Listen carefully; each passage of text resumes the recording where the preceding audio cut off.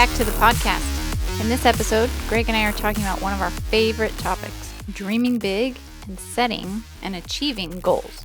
Greg has said that the size of your dreams must always exceed your current capacity to achieve them. We're going to discuss why dreaming is so important and why and how to dream big and to become the person who can fulfill those dreams. We'll show you how to take the lessons you've learned in the last year and to start with a fresh canvas to make this year your best year yet. We'll also discuss why your obstacles are your opportunities and how to see them and use them as stepping stones to create your dream life. You have to stop approaching life in a haphazard way and instead learn how to be strategic and intentional to create the family life of your dreams. Finally, we'll talk about making progress on the things you want to make progress in so you can start loving the life you're living. This episode is sponsored by our own Extraordinary Life Planner. Too many people spend their days working on to-do lists that are unfulfilling. But there is a strategic way to make your daily to-do list a step-by-step path to your biggest goals and dreams. This is exactly the process that Greg and I use to make full-time family travel a reality for our family. It's how we have accomplished our biggest goals and dreams, like building a 6-figure business that's location independent while traveling and homeschooling 7 children in nearly 40 countries on 5 continents. We've outlined the process we've used into a step-by-step planner, which will walk you through it to turn your own dreams, no matter what they are, into reality with daily, small, consistent steps. Go to extraordinaryfamilylife.com to get your copy of the Extraordinary Life Planner and start creating a life you love to live.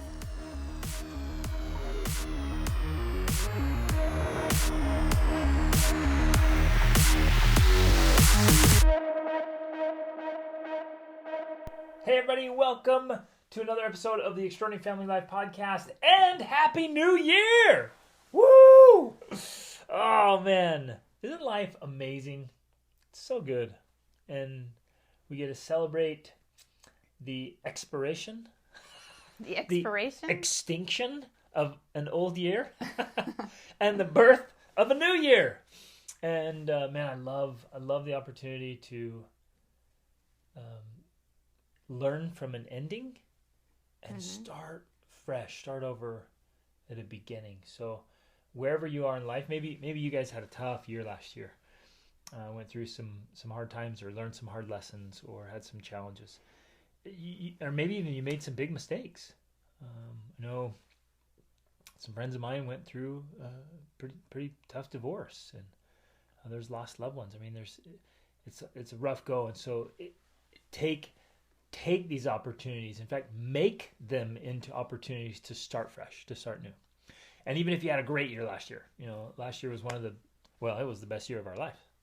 And this year, you say that every year. I know, because it's true. And here's why. Because when I was in my 20s, I remember meeting these older guys, and this was a pretty common occurrence. I'd meet these older guys and I'd talk to them, and they would reminisce about, years, decades earlier, and that was the best year of my life. And I'm sitting there as a 20-year-old like, what is wrong with you? Like, why was that your best year of your life? What have you been doing with your life ever since? I remember thinking that. Like, you're like in your 60s or 70s. Why are you still talking about, when you were in your 20s being the best year of your life? I'm like, that's a crying shame to me. I'm like, every year should be awesome. And so I remember making that commitment decades ago, you guys saying, oh, no. I am not going to be one of those guys that looks back and be like, oh, remember that year, babe? That was the best year of your life. I'm like, that's a lame way to live, which is, we're going to talk about that today. So even if it was great, like ours was great, take the lessons you learned from it, celebrate what you're grateful for, what you experienced, what you learned, and then take all those lessons, start with a fresh clean slate, a tablet, a canvas, and a fresh piece of paper. Actually, we're gonna talk about our Extraordinary Life Planner, and you can start with that, and then use that to make sure this year is the best year yet. Yes, and I know that's cliche because people are saying it all the time, but I'm dead serious. Right. 2022 should be the best year of your life. Because every year should be the best year. It should keep getting better. Yeah. I mean, that's kind of the goal of life. Right. And not that there's no setbacks or no failures, because that's often a part of growth. That's growth. And development. That's exciting. We hope you have lots of them this year. If you have lots of failures, fantastic. Woohoo! Yay. Oh, I love it. And I just You're failing forward. Yes, exactly. I did a post today, and I want to pass it on here. Instagram? Yeah. Your obstacles are your opportunities. Mm-hmm. But you have to see, you can't look at it and see the obstacle. I used to do that. And man, I know you and I both used to do that. Anything went wrong, and it was, we're going to be miserable probably for the next decade because something broke down in the car. This didn't turn out as we expected. Exactly. And now it's like, opportunity. Yes, exactly. And now looking back, you're like, ooh, look at all the amazing things that came because of the horrible things that we so desperately wanted to avoid. Right, exactly. And so it became great things. So today, my friends, we are going to talk about how to make this year awesome. And I want to start out by saying it all has to be kind of coordinated. Too many of us are going through life in this very haphazard, uncoordinated, less than strategic approach to life where nothing seems to fit together. And so today has to fit into the plan for your week. The week has to fit into the plan for your month. The month has to fit into the plan for your quarter. The quarter needs to fit in the plan for your year. And the year needs to fit into the plan for your life. Mm-hmm. That's a lot of thinking and planning that most of you probably haven't done. Actually, this group is pretty legit. You guys are awesome. So you've probably done it. But I confidently can say that the majority of human beings, they don't give it that much thought. And so what happens is all your efforts are kind of disjointed. Your days don't fit, your weeks don't fit, your months don't fit. And it's almost like you got your ladder against the wrong wall all the time, or you're going nowhere or going the wrong direction. Or like Rachel was saying earlier today, you're spinning your wheels. Right. And it's not that you don't have a lot of things to do. You have a lot of things to do. And it's not that you're not making progress. You're making progress, but you're not necessarily making progress on the things you want to make progress on. Exactly. And so you keep making progress on just living and organizing your life, but you're not loving the life you're living. Boom. So, ladies and gentlemen, stop organizing a life you don't love. Right. Because if you are going to do what we were talking about a minute ago and create the best year yet and keep making every year your best year, that does take strategy. It doesn't happen just by accident. It doesn't happen just because you do whatever you feel like doing anytime you feel like doing it. It happens because you're strategic about it. You have a vision you're aiming for, and then you're taking your daily, weekly, monthly, quarterly steps towards getting to that vision. Yes. There's clear strategy behind it. And in spite of all your hope that you hope it works out, like hope is not a strategy. Right. And then, man, I used to do that, and I think a lot of people still do. In fact, I know a lot of people still do. They just hope it works out. Right. They hope their kids turn out good. They hope they can stay together in their marriage. And they hope they have a good year. Yeah, I sure hope we have a good year. And that's about the extent of it. And some will be like, I'm going to set a New Year's resolution, but easily 80 to 90% of people will have dropped or forgotten their resolutions by February 1st. Which is interesting too, because, there is a growing number of people, or there's a group of people who don't set New Year's resolutions. And part of the reason is, one, they don't think that they work, which is partly true. They don't work because this isn't a one time a year strategy. Like, the approach we're talking about is something that is done on a consistent basis. It's right. Facing the obstacles and working through them. And two, they feel like if I set goals, I'm just going to end up being disappointed. Exactly. So what's the point? I'm setting myself up for disappointment. So why don't I just go with the flow? Yes, exactly. But the flow is a nice way of saying the drift. And if you're drifting, you're just going to go where the wind and the waves take you. And that's the wind and the waves of the economy, or society Culture. or social trends or culture or whatever happens to be going on in the world. You just get swept up in the current. Yeah. And so don't go with the flow is what I'm saying. And you can be happy and peaceful and be in life. You don't always have to be go, striving grind. and Yeah. like, you know, because some people believe that if you're not going with the flow, you're fighting against life. You're fighting against your soul's longings, or you're fighting against, you know, this inner peace, this inner being, when it doesn't have to be that way at all. You can strive towards your goals. You can aim toward them and have inner peace. Yes. Well, as you were describing that, I just literally, my mind just saw this peaceful striver. The peaceful striver. Like, exactly. It's like, just, I don't know. Can you picture him in your mind's eye, you guys? The man or the woman just going up the path, moving in the direction they decided to go. Right. Towards a dream, towards a goal. And there's some muscle burning because it's a climb. Right. And you're stepping over some obstacles. It does require strenuous effort. Right. But you're smiling and laughing and joking, and you're pausing to enjoy beautiful things, and you're with people you love. I'm picturing right now when we climbed this volcano in Guatemala this year. It was a dormant volcano next to an active volcano, and we were going up, and it was a grind, man. And it was an amazing experience. And my boys and I, we both ended up, well, not both, all three of us, both of my sons and I ended up carrying packs for other people. We like to do that when people are struggling or getting tired. We're like, hey, we'll take your pack so they can still enjoy it, right? And we train for it, so we're good.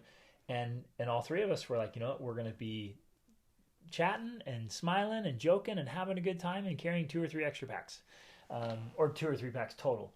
And we were. And so I was seeing that, and like we were just going up having a blast, just having a great time. And we weren't like, oh, this is so hard and these packs are so heavy and this burns. We're like, yeah, I'm sweating like crazy and my legs are screaming, but this is great. We're having a blast. That's the peaceful, happy striver. Yes. So what we're going to give you today, and maybe already in what we've talked about, you're already like, oh, that's so much work and so much planning. How do I organize that? How do I keep up with that? How do I do this? Well, turns out Rachel has created something amazing for you guys. Years of work put into this. We're years of work from our own personal experience, personal strategies, and techniques we've used to create the life we have. I want to touch on something really fast, though, before we dive into outlining this or laying this whole technique out. And that's the idea of the simplicity on the far side of complexity. And I've talked about this before, and I love it. I do. I love it because I got the idea from Stephen R. Covey, who wrote a lot of books, and one of the books he wrote was First Things First and some other ones. But anyways, he talks about this idea of simplicity on the far side of complexity. And every time I'm doing something like making a schedule for our family or working on curriculum or working on a business plan, I'm always thinking of this because it's so much work. In fact, just the past 2 weeks, I've been spending hours and hours and hours working on a curriculum plan for the next year for my children, 6 children, right? Because our oldest moved out, so now I've got 6 I'm focusing on. And it's so much work. But yet I know that it's worth all that complexity of literally thinking through all 6 of them and all the subjects they need to study and what exactly the curriculum is going to be for each of the subjects and what time of day they're going to likely be able to work on it. It's a lot of complexity, but going through that process makes it that much simpler on the other side for me to grasp what needs to happen and when it needs to happen and how to make it easier and how to make it smoother and how to make it fun. Like it really just makes the whole process in the end simpler because I went through the complexity of all the details. Exactly. And so this is a similar idea. In fact, it's a similar idea with everything in life, is you go through the complexity of thinking through all of the details, and on the other side, it comes out and it's simple. Yes. So not easy necessarily, but simple. But simple. So you and put well-defined. in the work up front. And you were working. You've been putting in some hours and cranking out, but good job. You did it as a peaceful striver. That's true. I did. Because you love it. Because you geek out about this stuff. I love it. I geeked out. Some nights I stayed up till 2:30 in the morning. But yeah, I love it. And so now all those hours have turned into a program, a course, an organized follow, routine, schedule, a clear picture. Each of my children have a clear picture of what's expected of them and when it needs to be done and what the benefits and rewards are of doing it. Like it's simple. And it's put into... because of the complexity I went through. Exactly. And it's put into a format that you can oversee and that they can use, which is the exact same thing with this. Mm-hmm. This is years of study and experience and compiling all the complexity of this big vision we're going to talk about and putting it into a very usable tool to then make sure it's the simplicity on the far side of complexity to use now to make sure you're on target. Right. And so when we're going through this and you, like you were saying, might feel like, oh my gosh, this is so much work. Yeah. This is part of the point of being intentional, being strategic, is that it does take a lot of work, especially upfront work. But when you do the upfront work, it actually makes everything simpler on the other side and puts you on the path of where you want to go. Yes. Because otherwise, if you don't do the work up front because it's a lot of work, then you just end up living life and checking off your to-do list and doing all the things you have to do, which are many, many, many things when you're running a family.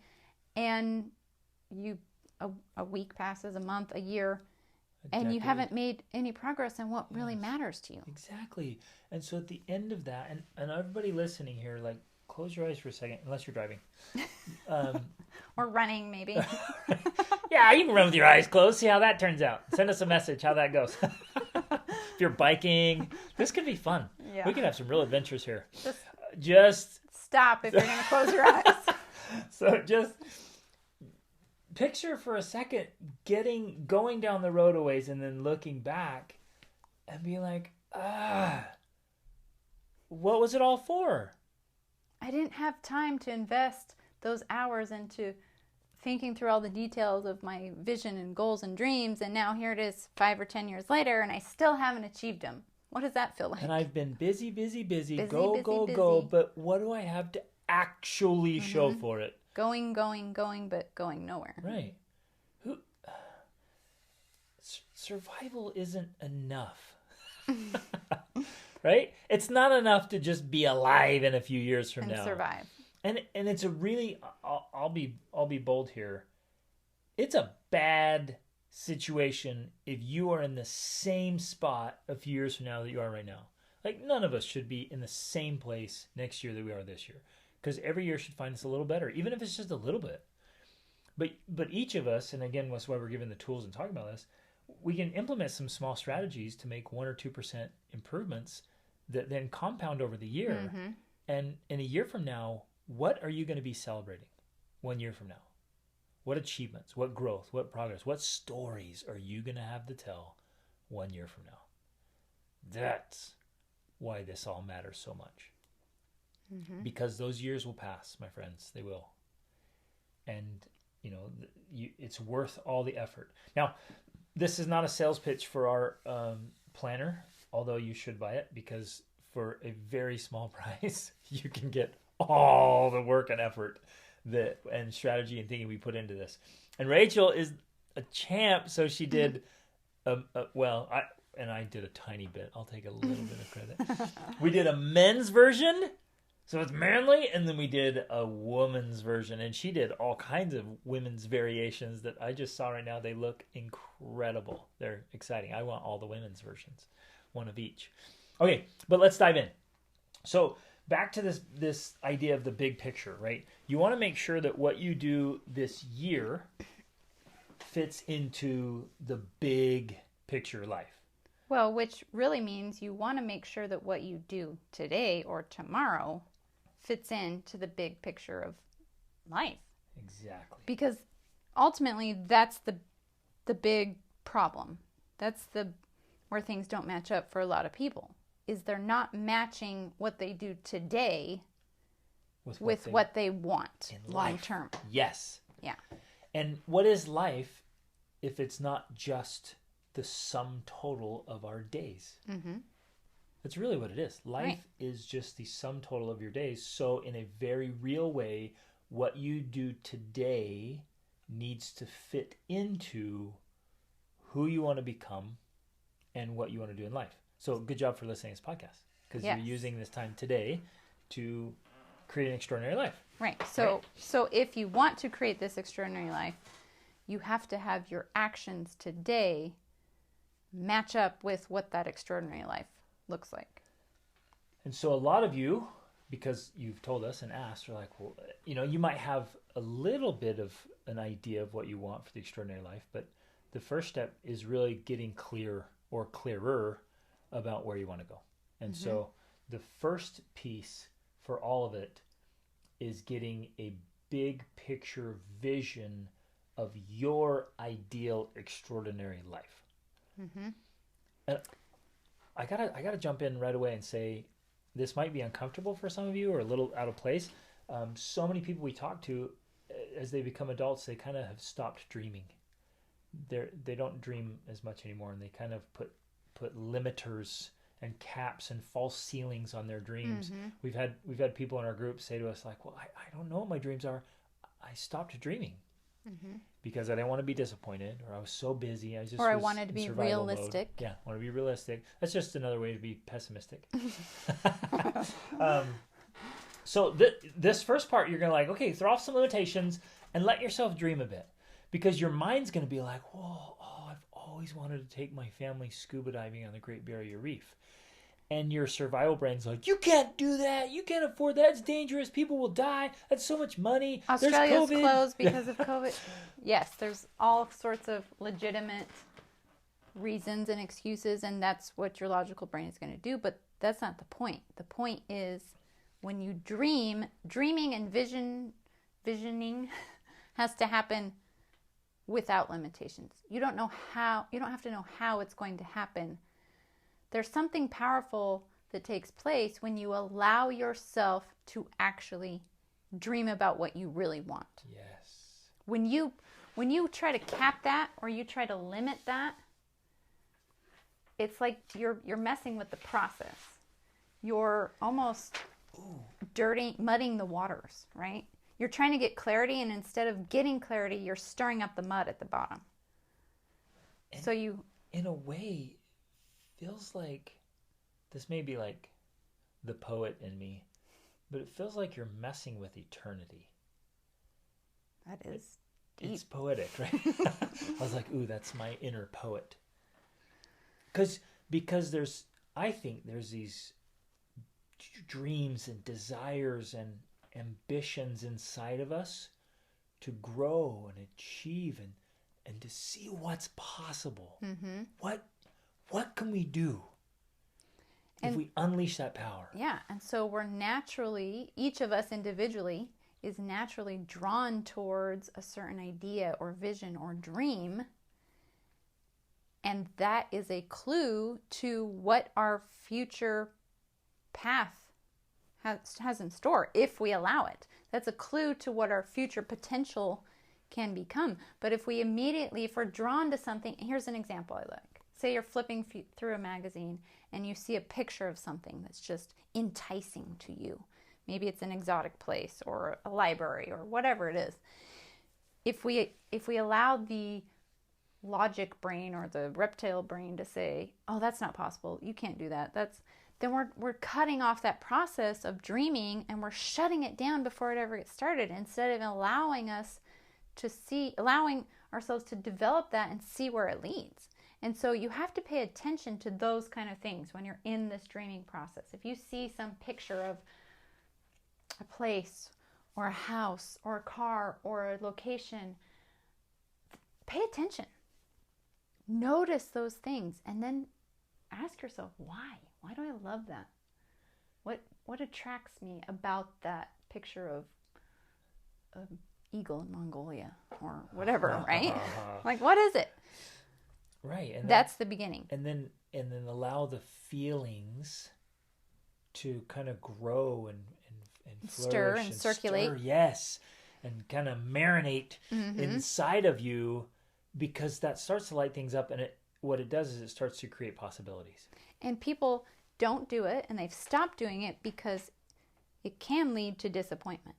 They get excited about some idea. They get drawn to some thing about scuba diving in Hawaii, and then they get disappointed because they can't figure out how to make it happen.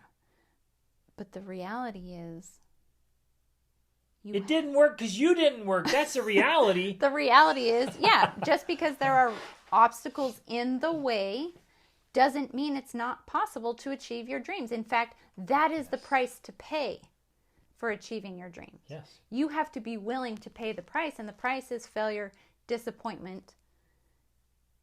Turning obstacles into opportunities. And then turning the obstacles into opportunities. That is the path. That is the path. Yeah. That is the price. Whoa. But one final thing. Too many people get tripped up on the first obstacles and then aren't willing to pay the price. And that's why they're forever disappointed. Yes, because then they sit down and they're disappointed. And they're like, what was the point? Why did I allow myself to dream? Yeah, that just hurts. Mm-hmm. Instead of getting back up, brushing themselves off, and be like, let's go. Let's keep going. That was just the first little obstacle. Mm-hmm. Whoa. So we're recording this in my office. I've got my vision board up here with some really awesome stuff on it. Cool pictures that Greg is attracted to. Yes. And I just printed out some brand new ones for things I want. And then I have sitting on my desk my life list with some super cool stuff that I want to do, including studying with the Shaolin monks, which you can't even get into China right now. That's okay. Riding ponies in Mongolia. We actually, I'm sorry, I'm interrupting. We had a trip planned to go study with the Shaolin monks in China in 2022. Sorry, 2020. Yep. And it was canceled because of COVID. It was. Riding ponies on the Mongolian steppe, you did that, yep. Yes. I want to go to the, I don't know how to say it, the Potala Palace in Tibet. I want to go to the underground river in Philippines. Yes. We learned about, I don't even know where I learned about. I was reading this fictional book by my friend Tahir Shah, and he talked about the Cathedral of St. George in Ethiopia. I'm like, what is that? It's an entire cathedral carved down into the stone of a mountain. Like, unreal. That's on my list. Like, epic stuff, right? The pyramids of Giza, of course I want to go there. In 2 days, I was going to take my daughter and go to Colombia for her birthday trip, but the border changed, and we're not going. So, right, that was disappointing. It was pretty frustrating to learn that, because we were both so excited for that trip for her birthday. But we shifted around, and now in a couple weeks, we're going to go play in Costa Rica, right? So, again, obstacles will come, things will happen, but you go. So we want you to dream. So the first part is get a big vision of who you want to be and what you want your life to be like. And again, the Extraordinary Life Planner walks you through that process of getting the big vision and the big list and not letting doubts or fears get in the way, but I mean, really start to let your mind go with what might be possible. Now, and if you want, we'll just touch on this quickly, but if you want to get into more detail with this, of course, it's great to come up with a big vision of, I don't know, things you want to do. But another approach to this is to think about your life in different categories and yourself in different categories. So, like, what do you want to achieve or do financially, yes, but physically with your body? Like, what kind of condition do you want your body to be in? What kind of physical challenges do you want to take on? What about your mind? Can I pause right there on that one just real quick? You guys, your body is the vehicle that you have for life. That's it. It's yours. So whatever your mission, whatever your message, whatever your dreams or goals or whatever, you have to do it in your body. Your body is your vehicle for this life experience. Yeah. Make sure it is in awesome condition. In reality, you can't do anything on your vision board Yep. if you don't have the body to do it. Yep. And you might see it as a house, that your body is the only house you will ever live in. Man, you better take good care of it. So on that one, I've just been thinking about that so much. It's so important to make sure your body's in great shape. So as you're thinking and dreaming about it, like what kind of health do you want to enjoy? And then mind was next. Yeah. What kind of things do you want to learn, or skills do you want to develop, and books do you want to read? Rachel rocked it this year. 35 I did 35 books this year. Yeah. Emotions. What kind of feelings do you want to feel on a regular basis? Most people, we poll people about this a lot, and most of them respond that what they feel most of the time is frustration or anxiety. What do you actually want to feel instead? Peace, calm, joy, happiness. Like, that's an intention to set, and you can be strategic to help yourself feel more of those emotions more often. You don't have to just go through life feeling whatever you feel. Exactly. Man, I want to put an exclamation mark on that idea.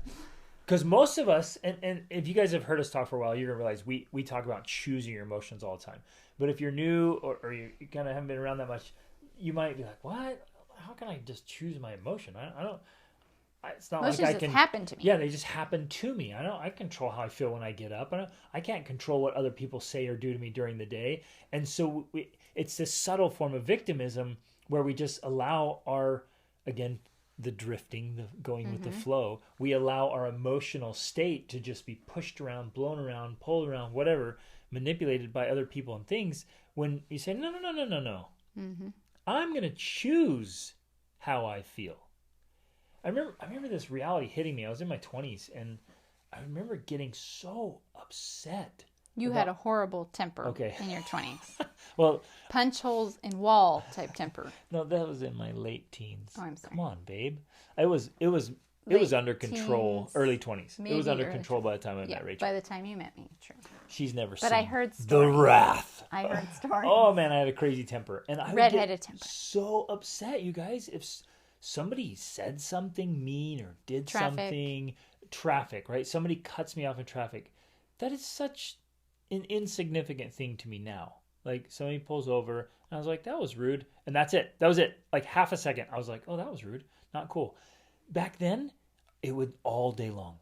That evening before bed, I'm like, ooh, I'm still so upset. Can't believe that guy. And then finally one day I realized, like, you idiot. You gave away your entire day, a whole day of existence, to somebody who was, like, maybe they're on the way to the hospital or something. Like, why am I giving away my day and my emotional well-being to some stranger? Like, it was crazy. And so that was the beginning of, like, no, wait a minute, I'm going to choose my emotions. So part of this big life picture and how you want to do life is choosing which emotions you want to feel most of the time and then learning how to do that. Yes. And you have a podcast about that. Yep. That goes into more detail. But anyway, so part of doing the big vision is going through these different areas of life. You can also look at your spiritual well-being, your relationships, your finances, money. You can also look at the different roles that you play. This is one way I like to look at it, because I feel like, especially as a mother, I have different roles and jobs. And so I want to look at myself. I don't want to neglect myself as a person, but I also want to look at my role as a spouse and a parent and a friend, and maybe I'm a musician or an author, or you want to be those things. So what are your big vision? Babe. She doesn't have to work much on that one though. Whoa. Thanks, babe. I forgot to add that one. Make sure to add that. Yeah. Babe. But what are the big picture goals? Well, not goals yet, visions for who you want to be in those different areas of life. And I love this section of the planner, because it reminds us that we all have some complexity. Yeah, we're multifaceted. Right. So I can't just sit down and be like, well, this is who I want to be, because I got to think through, well, wait a minute, what kind of husband do I want to be? What kind of dad? What kind of businessman? Yeah. What kind of leader? What kind of friend? What kind of influencer? Like, what kind of disciple? What kind of athlete? I got to think through this and be like, give me a target to aim at. Yeah, well, and also this brings to mind another idea, is because some people will pick a target and then that becomes all consuming. They're going after that big giant house and sacrifice everything else to pursue it. Or, like we've also heard some people saying, there's this whole hierarchy of needs out there by Maslow, and that self-actualization is at the top of that hierarchy. And some people believe that's an old-fashioned idea, and that people don't need to self-actualize to actually be happy and fulfilled, although we disagree with that.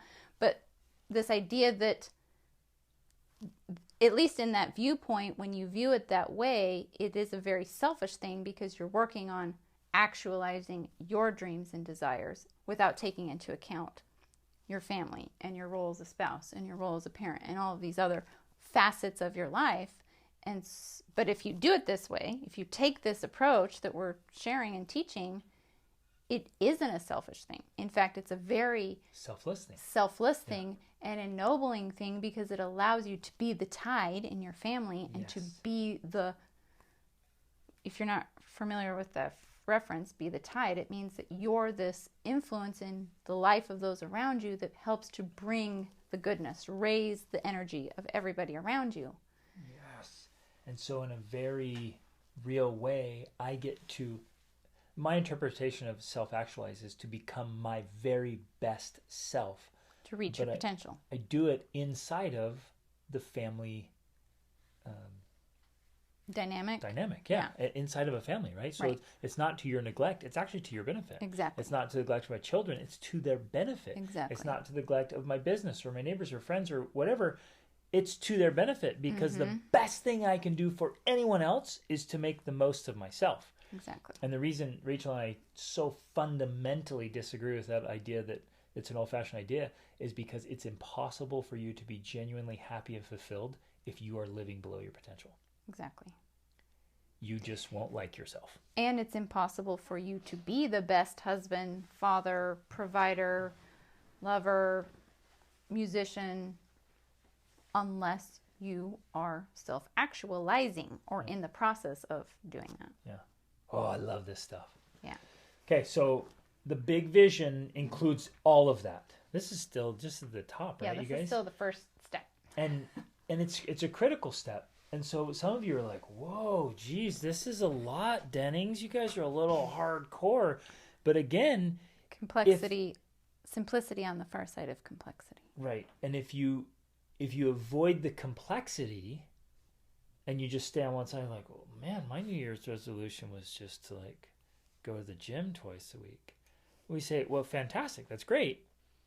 But what's the bigger picture? To what end? And where does this fit in? And how do you make it work? And there's more. There's more to you than just that. Now, we don't want you to feel overwhelmed. Yes, we do.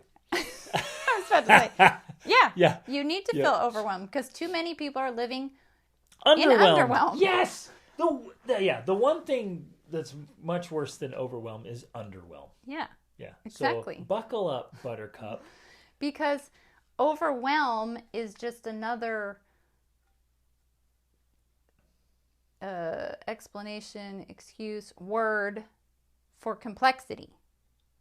And if you're feeling overwhelmed, lack of strategy, it's because you're in the midst of complexity and you haven't yet reached the simplicity. You have to push through the complexity and the overwhelm to get to the other side where simplicity lies. Yes. The very best things in life are on the other side of overwhelm and of fear and of complexity and of challenge. Discomfort. Like, your extraordinary life is on the other side of all those obstacles that are standing in front of you. So get overwhelmed, because that's the only way to get to your extraordinary life. Yes, and do this work. If you're sitting here listening, you're like, no, this is way too much, then you're not willing to pay the price that is required to live the life you dream of living. Yes. So be willing to pay the price. Do the work. Yeah, this is going to take some work to think through this and write it all down and get it done. And again, you can do it in your own journal, or you can get the Extraordinary Life Planner. But do this and then use it to be the guiding, your GPS for you. Yeah, and because one of the other reasons that New Year's resolutions don't work is because they're not tied to this bigger vision. people set a goal like, oh, I'm going to go to the gym every week or twice a week because I should, because I'm overweight. But unless it's tied to something bigger and more motivating and more powerful, it's you're going to slack off. You're going to stop doing it because it's not easy. It's hard, and it's going to require effort, and it's going to require consistency and persistence. And none of that is easy to do. And it's especially not easy to do when you don't have some bigger vision of why you are doing it. Exactly. The big reason you're doing it is because you want to be able to participate in your family activities and not be the one sitting on the couch all the time. You want to be the one who's going to live long enough to see your grandkids and to enjoy life with them. Like, there has to be a bigger motivating factor. Now you're hitting some nerves, Rachel. That's the point. You've got to hit those nerves, or you're never going to feel it. You have to feel why these things matter. Yes. And that's the big vision. Ladies and gentlemen, you have a moral obligation to be there when your grandkids and even great-grandkids get married. Be there. Ooh. Ooh, man. That gets me fired up. Okay. Step number 2. So that was an overview of the first step. If all of your, I just got to throw this in, one last kind of closure on this thought. If all of your New Year's resolutions or your goals or your kind of routines are shoulds, then you're going to have a very shouldy life. That's right. And that's lame. So get excited about it. Have fun with this. Don't dream and be like, oh, I guess I have to do that. Like, dream and be like, whoa, I get to do that. Mm-hmm. This is great. I get to sweat and read books that are hard to read and talk to people when I don't want to because I'm socially afraid. Well, okay, that's one approach. My approach is to think about the benefits, the outcomes, the pleasant side of enjoying those things, which is, I don't know, for me it's that rose-colored vision of being with the people you love and them admiring you because you're someone of substance and character, and they look up to you and they use you as an example of why they should push through the hard stuff in their life. Yes. Like, it's being that legacy, leaving inspiring icon in your family that holds things together. Yes. And provides power and foundation and grounding for the whole family. Yes, be that person of substance and character that has so much to offer. That you have to earn that. Oh, absolutely. That is not a default setting. No. That will not come if you cross your fingers or knock on wood or hope it happens. That's something that's earned. Day by day, hour by hour. Yeah. So get after it, people. Which you are. You're here listening. It's fantastic. You're in the right spot. Okay. So then you take those big visions, because those big visions are necessary. You have to go through this process, but by themselves, they're not enough. You can't just have that vision and it's going to happen, because that's the hope strategy, which isn't really a strategy. And it's seeing it without doing anything to get closer to it. So you kind of become delusional. Yes. You see it, you talk about it, but there's this chasm in between you and that vision that has to be bridged. Exactly. It has to be bridged, and it has to be bridged with skill development, which seems interesting. Interesting enough is that I bridge the gap between where I am and where I want to be by building a bridge of skills. Because really, the only way to get to the life you really want is to become the person who can live that kind of life. Yes. The prince or the princess cannot justifiably inherit the throne until they become kings and queens. Exactly. Right? It's becoming the type of person that can live that kind of life. Exactly. So your goals and dreams will necessarily, this vision will be bigger than you currently are.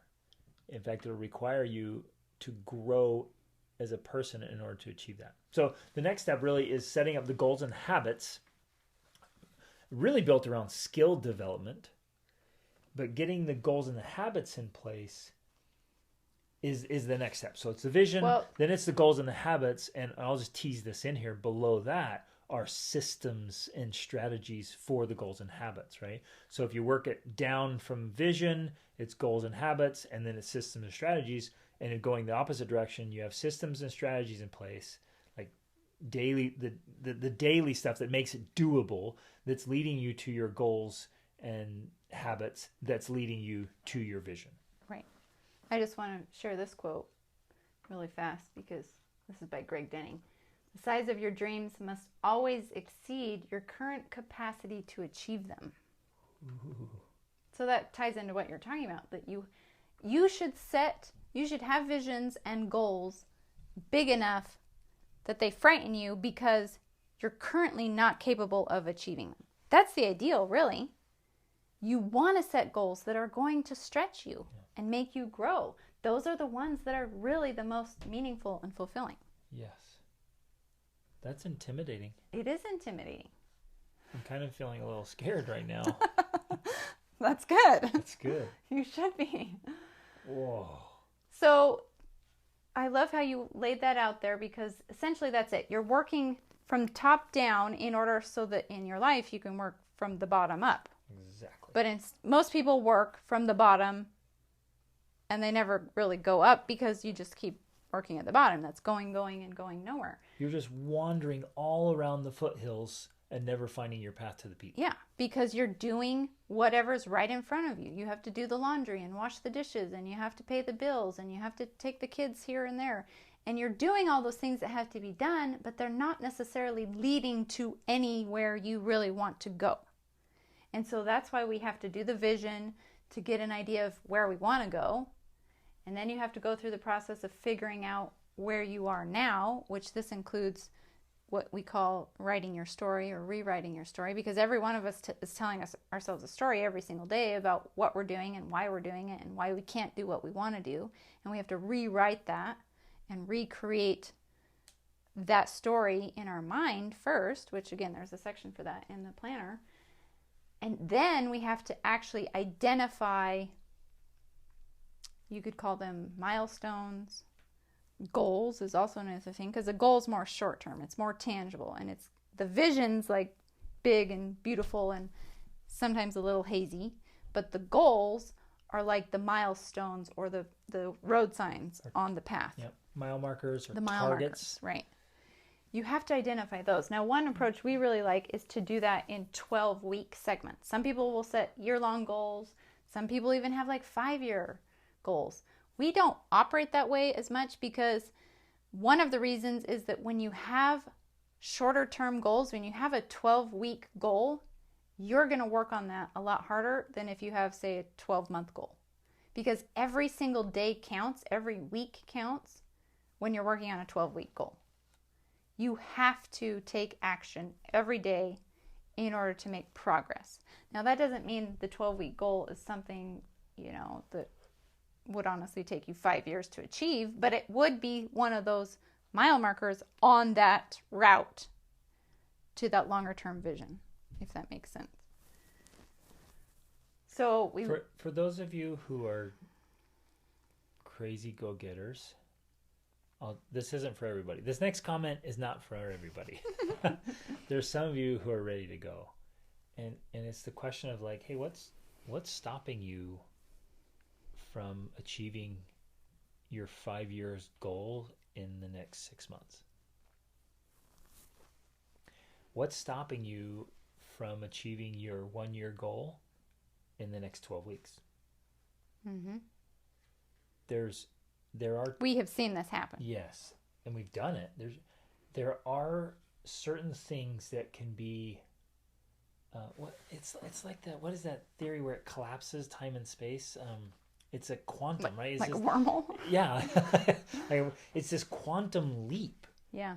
Where it doesn't seem feasible, and yet when you go all in and God and the universe are conspiring in your favor. And you start asking the right questions. Yes. how could I do this? How can I pull this off? How Yeah. can I make this happen? Then amazing things start to happen. Mm-hmm. That is possible. Okay, so we're just looking through the planner now. One of the sections we have is prioritizing your dreams. And so when you take those big visions, obviously you can't work on everything at the same time. It's powerful to go through the whole process of like, what do I want to do spiritually, mentally, physically, emotionally, all of that, and in all my different roles. But when you get to work, you can't do all of it at the same time. So you do have to prioritize. You're like, okay, these are all the things I want to do. What do I work on first? And sometimes you can work on 3 things at the same time, but you need to prioritize them in order to... That's another reason people don't achieve their goals, is because they're trying to do too much at once. Their focus is scattered all over the place. They're not clear about exactly what they want and when they want it. And so it's like all this energy and effort is wasted in a lack of clarity. So when you can prioritize what it is you want and what you want sooner than later, that helps you to make clear progress and to take specific directed action that leads to results. I want to throw in one little warning here that I see all the time. Is one reason people don't hit their big goals and dreams is because they're not willing, ironically, to sacrifice some of the smaller inconsequential stuff. Mm-hmm. They hold on to that so fiercely that they actually give up what they want most Mm-hmm. for what they want in the moment. Right. And it's kind of crazy when you step back and look at it and you say it out loud. You're like, are you kidding me? I gave up this big amazing dream for this little sandcastle, right? It's crazy when you see it that way, and that's why we do this kind of mind work and these kind of exercises, because it shines a light on what's actually happening. And I don't think any of us would look at it and be like, whoa, yeah, there's no way in the world I'm giving up the opportunity to live this extraordinary dream for Netflix. Mm-hmm. No way. And yet, day in and day out, that's actually what is happening. Exactly. You're spending so much time on Netflix every night, just one little hit at a time, that your big dream for this year or the next 5 years is actually being traded for Netflix. Exactly. Right. Holy guacamole. Okay, so then we also have this process of taking those prioritized goals and then making them both dumb and SMART. Now, those are acronyms. Dumb stands for demanding, unrealistic, meaningful, and bold. And then SMART is specific, measurable, attainable, relevant, and time-bound. Obviously, we didn't come up with the smart one. That's been around, but I did come up with the dumb one. Because I was like, okay, smart goals are good for certain things, but you need some dumb goals. And in reality, you need both. Yep. Because that, again, it's tying the day-to-day action to the bigger, driving, motivating, powerful vision is essentially what that's doing. And so when you can tie those together, there's more power. That's the point. We're trying to figure out, how do we actually make progress on what we want to do? Instead of just setting New Year's resolutions and then giving them up after a few weeks, how do we actually do this? And one of those key pieces is tying the day-to-day actions to the big dream and vision. And that's what we're doing in this process. So anyways, then once you've gone through that, you're basically going to break that down. You're going to take the dumb goals and the smart goals, and you're breaking it down into a monthly plan, a weekly plan, and then ultimately a daily plan. Because that's where the rubber hits the road. On a day-to-day basis, when you take action towards that big vision you have that you identified, that's how you make progress. That's how you actually get there, is by figuring out, this is what I want, this is where I want to go. That means by this month I need to be here, by this week I need to be here, and that means today I start right now and right here. Yes. So I wake up in the morning, I reconnect with my vision, either in my vision board or rereading my story. I have a vision journal. or using with pictures. my philosophy journal. So I reconnect with the big vision, and then I quite literally am making little check marks on my daily habits tracker or my activities tracker, where it go. So we're at the smallest level right there is where I make a little check mark next to the habit that I need to do on a daily, because I know that in order to get to my big dream, it's going to be a lot of little bricks Exactly. to build the palace, right? Or however you want to say it. It's lots of steps on this journey to get where you want to go. But every day I'm going to say, I look up, so I lift my head up, no matter how I woke up from bed or what happened yesterday or whatever's on the, don't watch the news, but whatever's going on, you lift up your head, you look at the mountain peak that's in the distance, and you take a step, and you celebrate the step, and you mark your little paper like, yeah, I took a step, I took a step, I took a step. And what's amazing is how far you start to progress. And then, like I was saying a moment ago, sometimes you get the energy and the burst to run, or you catch a ride or something, and you get a lot further along that path than you thought in a shorter time, and you're living your dream and doing it joyfully and peacefully. So you are the joyful, peaceful striver. I love this stuff. So succeeding this year, making 2022 the best year of your life, it's all part of a bigger picture. If you just kind of go through the motions, it'll be good, and it'll be... It'll pass. You'll have... Yeah. You can have a great year. Yeah. This isn't a requirement for having a great year, but it is a requirement for creating a great life. Absolutely. Where you're deliberate and intentional and about where you want to go. And everything fits into the big picture. And so that because the greatest struggle here, and one of the greatest causes of failure, is incongruence.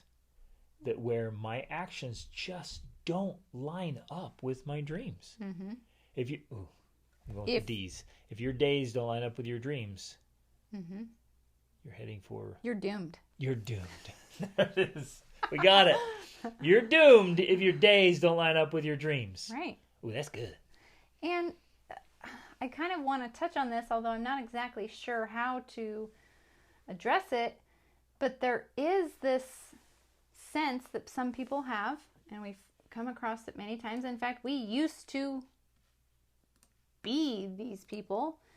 And that's this idea of like, well, how can I do this when I don't know what's going to happen, and I don't know what God wants for me, and I don't know if it's going to work out, and I don't know if it's in God's plan, or, all of these different, people word it different ways, but in some ways it's this idea that you are simply a victim of fate, or you're simply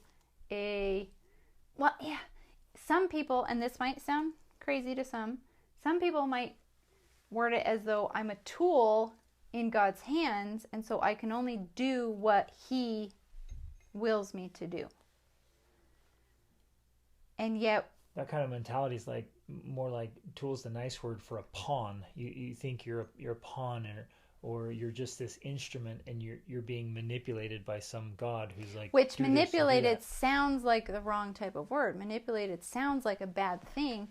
Many people view this as a positive thing, and yet we've seen it again and again where it is ultimately another form of victimism. Yep. In that I don't have the power to guide and direct my life, and so I have to leave it up to somebody else. And the irony is they're squandering the power that God has already given them to direct their lives to these great and noble purposes. Right. Which is our duty and our responsibility and our privilege to be able to do this, to be the directors of our own lives, to be the creators of our own life, to use the power we have as humans to envision and then create what we want in our life. Which is an extraordinary life. Right. And an extraordinary opportunity and privilege. To become a person of substance and character that has so much value to offer the world. And I think it is actually this very process that is the purpose of life.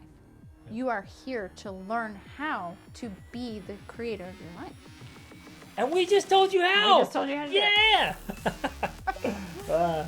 So it's worth every effort. It really is. It's worth every effort to do this. So either do it in your own journal or get the Extraordinary Life Planner. Put in the time. Make time for this. And put in the mental, emotional, spiritual, physical effort to get clear about this. Go through the complexity. Yep. Yeah, lay it all out.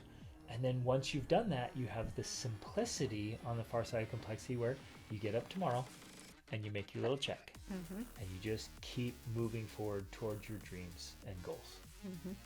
Oh, this is awesome. Love you guys. Reach upward. Hey, if you're still here, thank you so much for listening. There are hundreds of thousands of podcasts out there, and you have chosen to listen to ours. Thank you for that.